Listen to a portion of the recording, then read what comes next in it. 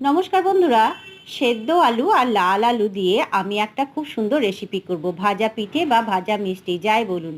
সেদ্ধ আলু আর লাল আলুটা হাতে সেনে নিয়ে 1 চিমটে লবণ আর সামান্য 1 টুকরো গুড় আর 2 চামচ চালের গুঁড়ো, 2 চামচ ময়দা আর 1 চিমটে খাবার সোডা দিয়ে ভালো করে হাতে মেখে নিয়ে হাতে তেল লাগিয়ে লম্বা লম্বা এরকম শেপ দিয়ে নিলাম।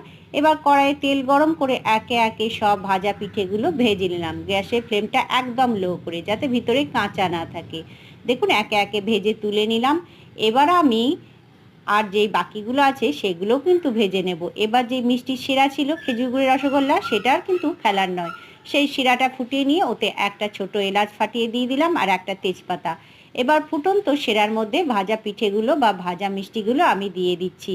তারপরে গ্যাসের ওভেনটা অফ করে দেব। একটু ফুটিয়ে নিয়ে 1 মিনিট মতো, দেখুন 15 মিনিট রেস্টে রেখে দেওয়ার পরে আমার ভাজা পিঠে তৈরি।